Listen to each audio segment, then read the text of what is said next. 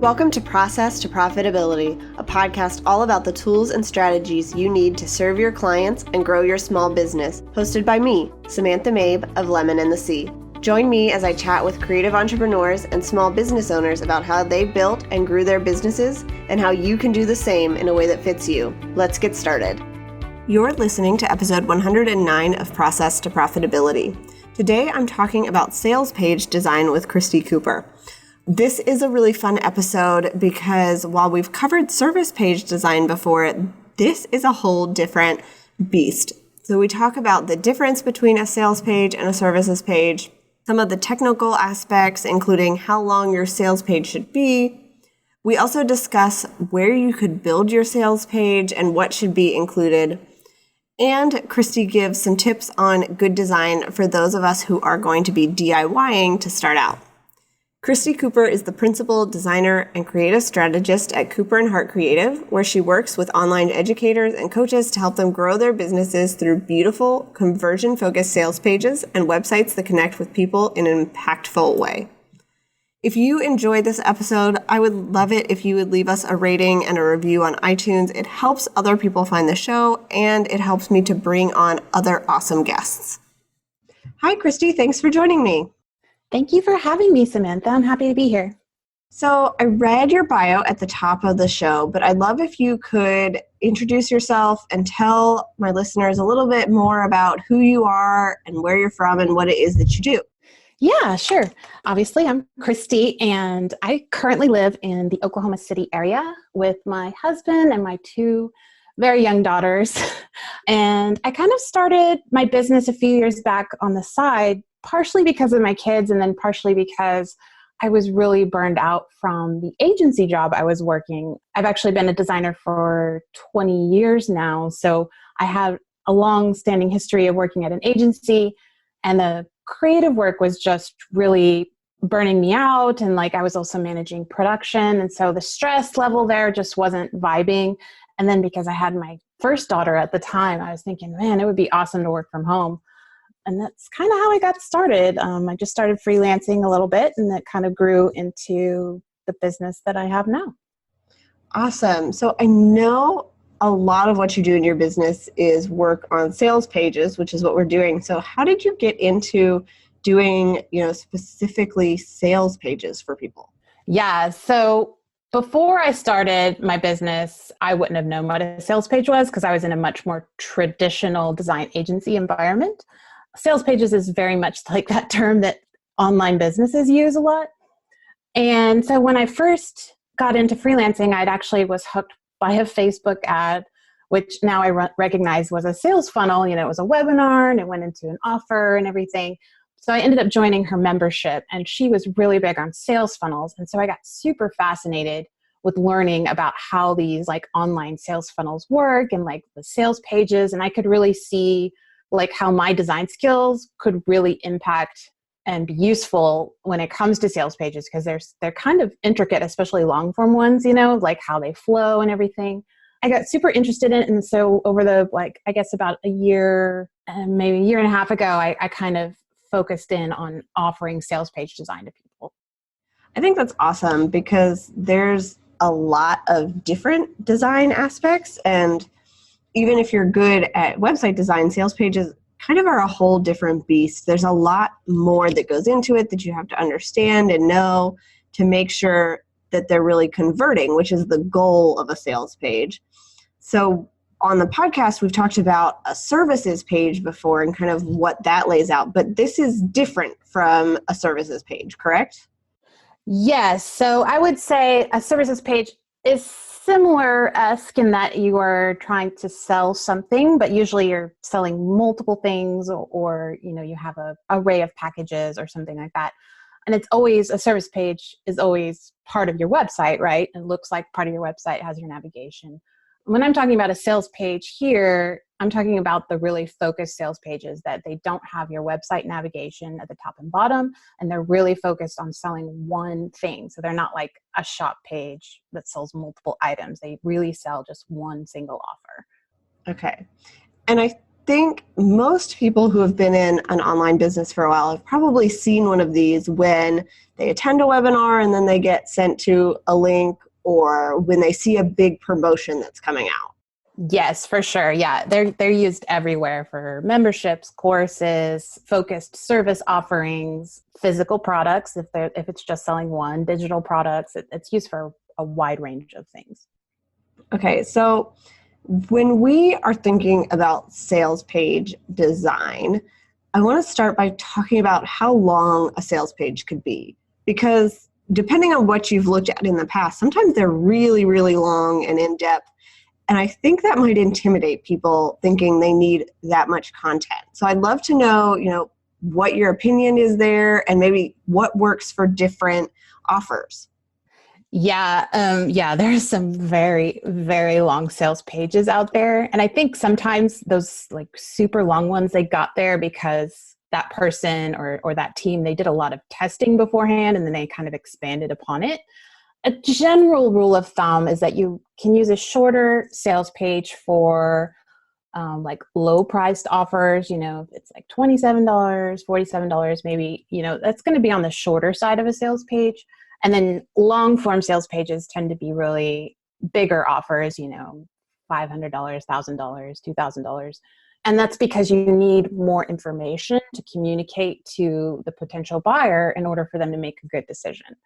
And it really also depends on your traffic source and how you are funneling people onto that sales page. So you might have a really awesome webinar that, you explain everything about your offer on it. And so then they might only need a short sales page in order to make the purchase because they're coming straight from that offer. They're really warm, they're very excited to buy. They just need a few details and then they're going to buy, right?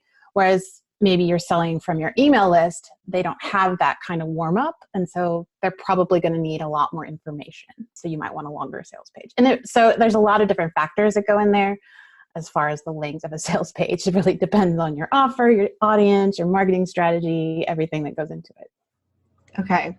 And what do you recommend we do a sales page for? Should we have one for every product and service that we offer, or do we limit it to certain things? So you would definitely want one if you're doing ads like Facebook ads or something and you're funneling people from a specific source onto a page, because you don't want them to be distracted by other things on your website. You really want to focus them in on the offer. If you're doing a traditional launch where you have an open close cart, you're going to want a sales page for that. But if you're a service provider, and you just have a service all year round, you might not need the single offer sales page. You might just need a kind of hybrid sales page. It's it lives on your website and it's focused on selling one thing, but it's still part of your website. So I kind of think of those as a hybrid. Okay. That makes sense. Yeah, it does. I think a lot of people listening are probably service-based people. So they know kind of on a service page, you list what it is that you do. Maybe you have kind of a price point so that people have an idea. And you give them a way to get in contact with you, but you're not necessarily trying to just sell it right then and there.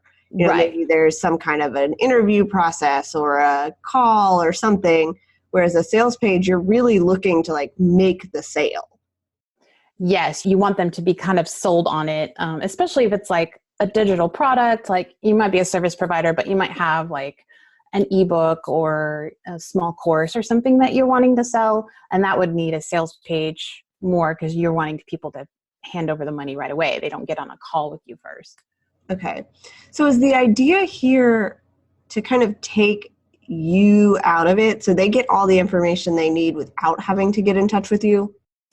In a lot of cases, yeah, it really does depend on your offer. There are things that are called an application funnel, and those tend to be used for really high-end offers. So if you're a coach and you're selling a $10,000 or $20,000 program, they're not going to hand over that money via a button. They're going to want to get on the phone. They're going to want to talk to you. So in that case, that sales page is more of a kind of pre-screening process to figure out, is this for me? Okay, then I can apply, and then you're going to get on a call, and then you'll make the sale. So it gets confusing because sales page is used to apply to all these different, uses. But yeah, so in general, a general idea, like the sales page should be getting people to hand over money right then. Okay. So I feel like most of the people listening, a sales page would be for something like an ebook or a product that they're selling. So we're just going to talk about it like that. And Yeah. if people want to know more about some of the other types, all your information will be in the show notes so they could get in contact with you there. Yeah, they can chat with me on Instagram or something. We can talk about it. Okay. So where should you build your sales page? You said that it's not going to have your regular website navigation. So I'd love to know where you build it and why that matters in this process. Yeah, so you can really build a sales page almost anywhere that you can build a web page. So you really want to think about what kind of tech you need that sales page to integrate with before you just make a decision. So, because you obviously need the page itself, but then you also need to think about what your shopping cart looks like, how you're going to, take their order, how you're going to process their credit card payment, so it needs to integrate with like Stripe, PayPal, those kind of things. And then you need to think about, does it integrate with your email marketing service so that it can trigger an email after they have bought from you? And then you need to think about how you're delivering what they're buying. So if it is just like from the emails, or do they have to get an account on a course platform? So you kind of want to think through all those little different tech variables so that you can make sure that what you're using will work for what you're trying to do. And so you can build a sales page on your website itself. You can do it in WordPress. You can just use things that will remove the header and footer for you. You can do that in Squarespace, I'm pretty sure. I'm not a Squarespace person, but you can do that there. And then there's like third-party platforms as well. So lead pages, ClickFunnels, those kind of things. And then like if you are selling a course, you usually have an option with the course platform like Teachable or Thinkific or Kajabi. They have landing page options that sometimes that might be, especially if you're just starting out, that might be the solution you want to go with just because it's already connected to your shopping cart and your account creation and all of that. Okay. So you talked about a couple of different things in there. Mentioned that you could do it on your website, but some of the other things are lead pages and ClickFunnels. So those are kind of things that actually help you make up this whole funnel that you're going through, correct? Yeah, so like lead pages and ClickFunnels, they're going to offer you like template designs for landing pages. They both offer a shopping cart option. It's built in with a shopping cart that will just integrate with your payment gateway. They integrate with most of the common email marketing service providers. So then you'll just have to figure out if it connects to how you're delivering your product. But they do cost more. You pay a monthly fee. So it kind of depends. Like if you're already using like lead pages, you might just want to use that for your sales page. If you prefer something really nice and custom, you might want to do it on your website and have it built by a designer or something like that. It really kind of depends on what you're trying to do, whether it's a new offer or a validated offer that you're trying to scale. There's a lot of different options there. Yeah. Well, and it sounds like you just kind of have to know what you're choosing and then make sure that everything's going to work. So if you were to be the person who is buying, that all of those steps we're going to connect, we're going to make it really super smooth and simple for them to get to the page, decide to buy, purchase, get the thing that they purchased without, things getting really confused or lost in those steps. Yeah. You don't want to lose them after they've clicked buy and then they're like, I didn't get an email, of what they purchased. So you definitely want to think through that. And you also want to think through like how important the design aspect is for you, because using different platforms, they often it's kind of limited in what the design can look like. Mm-hmm. And they just do that to make it user-friendly for non-designers, right? So that they don't go crazy and make a crazy design when they just want it to be simple. So that plays a factor too. Okay. So I'd love to talk about what things should be included on a sales page.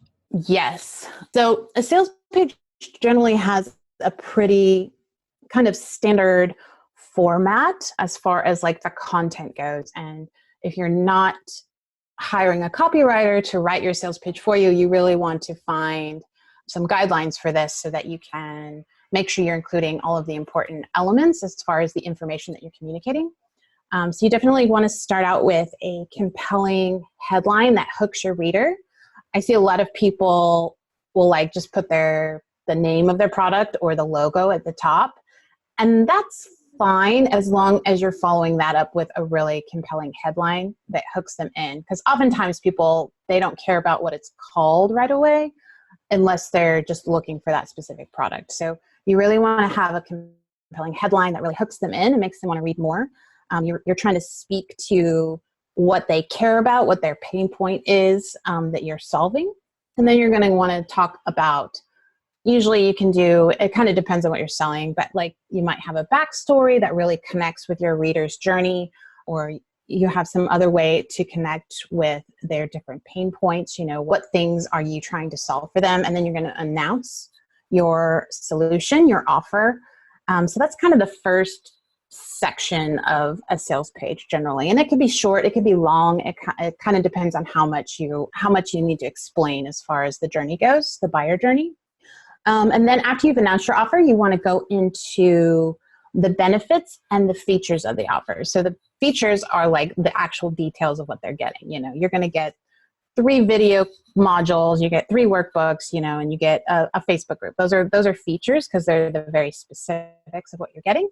And then the benefits are like the results that they're going to see if they actually use your offer, your product, and then they see the results. So if it's like, I don't know, time management, you know, that'd be like, now you have, you know, more stress-free days in your life. You have time to spend with your kids, or, you know, those are the kind of benefits that you want to emphasize. And I see a lot of sales pages that they don't go enough into the benefits or the features of an offer. Like they just kind of skim over them. And so don't be afraid to like really explain all of that out. Let's see. And then of course you need your call to action. It's really important not to forget your call to action and your buy button.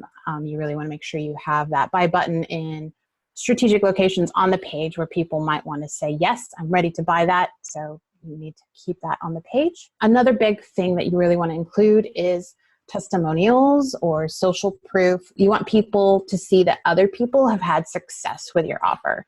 So any kind of testimonials that are related to what you're offering, you want to put those on there. If you have, maybe it's a product, maybe you have product reviews, you want to put that on there. If you don't have testimonials or product reviews or that kind of thing, you want to establish credibility in some way. So that might be, maybe you've been featured in a lot of places, or, you know, like you're featured on, you know, Forbes or whatever it is. Or you might get into statistics and facts and numbers, like some way to communicate that other people see value in what you're offering, if that makes sense. So those are kind of the big main ones. There's some other stuff that you want to put in there. Sometimes you want to put in FAQs where you can address objections that buyers may have. That's often really useful for people. Also, it keeps people from emailing you or chatting you about questions that, you know, you really could just answer in the FAQs, you know, like how many payments is it or whatever it is. So that's another key section that's often really valuable. Okay. So this sounds like there's a lot of information and kind of a lot of copy that's going to go on one of these pages. I know that can be overwhelming. So I'd love to know how good design plays a role in a sales page design. So I like to think of them as partners. So you can't have a good sales page without good copy or good design, because you might have really stellar copy, but if it's just a big block of copy on the page, no one's going to read it. You might have a beautiful design. Maybe you purchased a lovely template, but then if your copy is not speaking to your reader, it's going to fall flat. So you really want to kind of combine the two together. And what the design does is it makes that first impression. You know, a lot of people judge the credibility of a web page based on the way it looks. You know, first glance, does this look legitimate? You know, does the design style speak to who you're trying to attract and sell to? Is it, you know, we can take the classic like feminine versus masculine. If you're selling to women, you want it to appeal to women and not men, and vice versa. If you're selling to men, you don't want to put flowers on it probably because they're not really attracted to flowers. So there's that aspect. And then when you get into the nitty gritty part, it's how the design breaks up the copy on the page. So instead of just having like, here's a headline and here's a paragraph, good design will break up that copy in different ways so people can consume it easier. You'll have blurbs, you'll have call outs, you'll have bullet points. You'll break it out in different ways. You'll accentuate different aspects of the type, keywords that will jump out at people as they skim the page. Because most people skim pages. Most people don't read the whole page. So they're just going to stop and read key things that catch their eye. So that's some of the main things that design does for you. And then it just sets that overall emotional tone and vibe of the page. What is that emotional feeling that you're trying to communicate about your offer? Do you know what your dream clients see when they come to your website? The only way to figure out how your dream clients are using your website and what makes them leave is to ask them. I've created a special UX test guide that you can get at lemonandthesea.com/UX test. Inside, you'll learn how to structure a user experience test to get the best results, 18 questions to help you really see your website through their eyes, and my favorite way to find dream clients to help you. You need to look at every stage of your client's journey, from landing on your website to completing the final goal through their eyes, so that you know what to change right now to start converting more visitors into clients. Get the guide at lemonandthesea.com/UX test. So I have a couple of questions as far as working with a designer versus doing it yourself. So when do you suggest that people work with a sales page designer like you, and kind of what does that process look like? What could they expect? Yeah, so if you're just starting out with that offer, you're probably not going to need a sales page designer, I'll be honest. So people who need a sales page designer, they have an offer that they have sold before, so it's a validated offer. They're probably looking to upgrade it. They're trying to scale it. Maybe they've upgraded their entire branding and they want that sales page to come along with it. That's when people will want to hire a sales page designer, because they want it to reflect the level of quality and the level of the offer that they're selling. If it's a new offer, there's a lot of template options out there. There's a lot of standard ways that you can get your offer out there and start to get it validated. Like if you're just doing like a beta launch of a course, you can usually sell that to a small amount of people and start to get feedback and make sure that it's working before you plan that big launch. And then you're going to want a sales page designer, if that makes sense.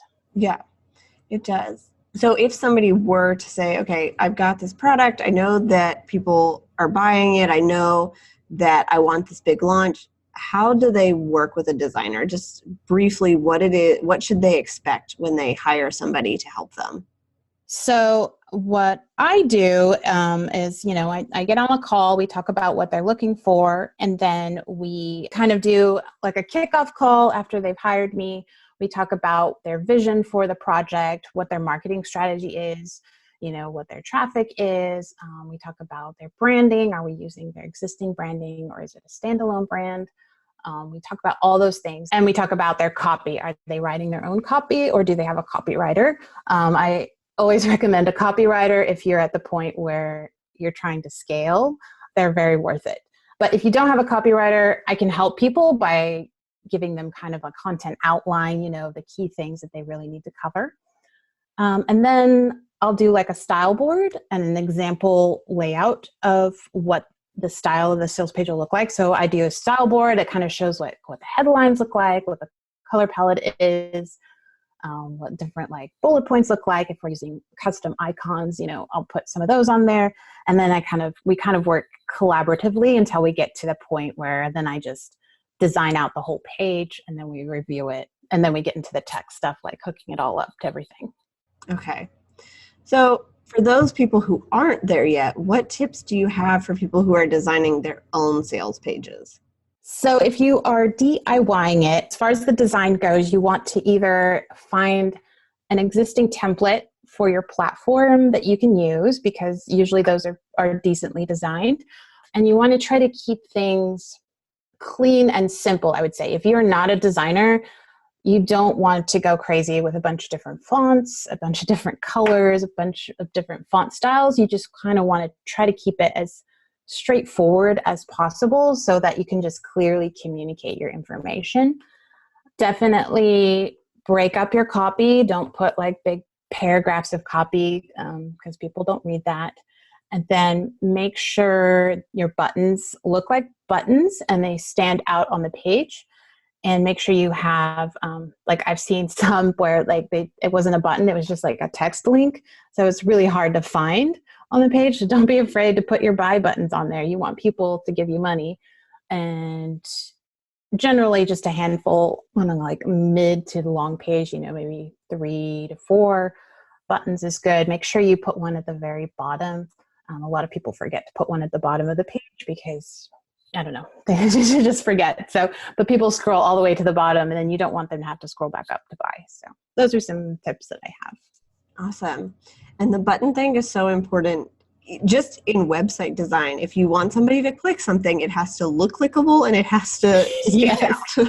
Yeah, there's a lot of crossover between web design, good web design and good sales page design. Is like you're trying to guide people and you want to highlight that next step that you want people to make. You want to make it super clear. Okay. And what mistakes have you seen people make when they are either designing a sales page themselves or just mistakes you've seen as you've come across pages? Yeah, so I do sales page assessments. And so I've seen some stuff like there was one that had like the type was 6 different colors, and it was like 3 different font styles. It was way too busy and chaotic. It just needed to be simplified.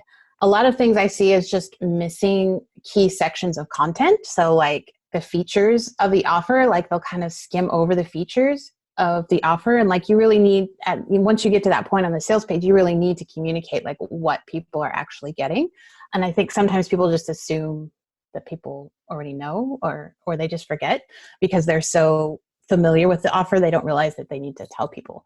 So definitely make sure you have those key sections, the compelling headline, you're hitting their pain points, you're communicating features and benefits. The buttons, like we talked about, I see people who don't have enough buttons, who don't make them look like buttons, those things that really drive me crazy. And then just design-wise, like awkward spacing is a big one that I see in DIY pages. Like things are too close to each other or too far apart. You kind of want to keep each section together and then have space between the sections. So it's like section, space, section, space. So those are some of the things I see. All right. Yeah, I think those are really good tips. And I would think this is where we've talked about on the podcast before, like having somebody look at a page and kind of walk through it with you, that this is probably a good place if you're DIYing it to do that, to have a friend or somebody just take a second look at it, because we get so into the design, we can really easily miss stuff. And if somebody else can just run through it and give you some feedback, they can catch those things that you might have missed. Yeah, definitely. Yeah. If you have like, a biz bestie or some mastermind friends, have them look it over for you. If you don't, you can always seek out, copywriters will do audits of sales pages. I do sales page assessments myself, so there's options out there. Maybe you're in a nice Facebook community that people will help you out. So yeah, definitely have other eyes on it. Okay. So do you have any sales pages that you really like, whether you design them yourself or you've just seen them online, that maybe people could check out to get an idea of how this works? Yeah, that's always tricky because they're so often open close carts. If you get a chance to see any of Marie Forleo's sales pages, those are always beautiful and really well done, both copy-wise and design-wise. Any of a lot of the big influencers have really, really nice sales pages. Amy Porterfield, Marie Forleo, I'm not remembering anyone else off the top of my head right now. But if you see a Facebook ad or someone's doing a big launch for a big program, even if you are not interested in the program, you might want to look at the sales page just to kind of get a sense of what it looks like. If you are looking at working on your own sales page, look to see your competition or people who have similar things to you, look and see what they're doing. Kind of will help you get a good idea of what other sales pages are looking like. Yeah. And I think if you're looking at things that are similar to yours, don't copy anybody's design. We'll say that now, but yeah, you can get an idea of kind of the pieces that you need and, make sure that you haven't left any of those big things out that people ask about because, if it's working for somebody else, that kind of basic outline should work for your product as well. Yes. Yeah, I agree. Don't copy the words exactly. Don't copy the design exactly, but definitely look at like what elements they're using and how they're using them. All right. So can you give listeners 3 action steps that they can take if they are working on a sales page and really want to make sure that the design is where it needs to be? Yeah, I'm just going to kind of reiterate some things I've already talked about. So number 1, I would make sure you're hitting all the key elements in your copy, the compelling headline, the story and the pain points, the features, the benefits, testimonials. Don't forget testimonials. If you can use photos with your testimonials, that's better. And then number 2, I would say assess your design. Like if you have an existing sales page, you're going to want to assess your design, or if you've just finished it, get feedback like we were talking about. So do you have too many fonts and colors? Is the visual hierarchy make sense? Headers to subheads to body copy? Do you have awkward spacing? Is your copy broken up enough? Or do you have big blocks of text? Those kinds of things. And then I would reiterate number 3, make sure your call to action buttons stand out and that they're very clear about what's going to happen, and make them action oriented if you can. Like, yes, I want this by now. You want them to be very clear what's going to happen on the button. It wants to look like a button, all that kind of thing. All right. So we always wrap up with the same questions. And the first one is, can you give an example of how serving your clients well has benefited your business? Yes. So for me, my clients are really happy with the work that I do. And so for me, after I've served them, it comes back to me in either repeat business or referrals for sure. So I have several repeat clients. I have clients who refer me to other clients or people who become clients. So that's been super valuable for me. Even if I provide like a small service, like I provided someone a sales page assessment and then they referred me to someone else who actually hired me for a sales page. So even making sure that I give, love and attention to even my smallest clients, it definitely carries through and benefits my business overall. Yeah. Okay. So tell me 2 things that you're loving right now. They can be business or life. I am loving watching my daughters grow up. So my oldest just started pre-K school. She's going to real school. So that's fun. And then my youngest she's almost walking. So I'm really grateful to have this like business at home where I get to see them, grow and be around to see them, go through all the different changes that they're going through. And then number 2, I've been making some shifts due to some mindset coaching that I recently finished up. And I'm creating more space in my days for myself because I have a tendency to be a workaholic. So I'm really working on creating more space in my days for me and my family. So I'm really grateful for that mindset coaching that I recently did. Yeah, I love that. And I love watching my son grow up as well. Like he's 4 months old now, and it's crazy how fast they learn things. It just goes faster, I feel like. I remember there was like a series I was away for like 3 days and he learned how to open his hand instead of keeping it in a fist. And it was like, you could actually see the difference if you're there. And it's so much fun to have a business that allows you to be there for so much of that. Yes, I can't agree more. All right. So what do you have that you're excited for coming up in the future? This one's hard because I'm very much in the weeds kind of person. Like I'm like head down doing the work. So I'm not great at future planning, I would say, but Related to creating more space and time in my days, I think I'm going to be working on some digital products here in the next few months, maybe by the end of the year, to maybe have some like templates or something to sell. So I'm kind of excited to add that aspect to my business. Awesome. And where can people find you online if they want to connect? Yes. So if you just want to chat or follow me, I am on Instagram at Cooper and Hart, or my website is cooperandhart.com. All right. Well, thank you so much for coming on the show and talking about this today. It was a lot of fun to talk with a fellow designer and get, really in the weeds a little bit about sales pages. Yes. Thank you so much for having me. I've enjoyed it. Thanks for listening to Process to Profitability. Please take a minute to leave an honest review in iTunes so that I can help more small business owners and creative entrepreneurs find the show.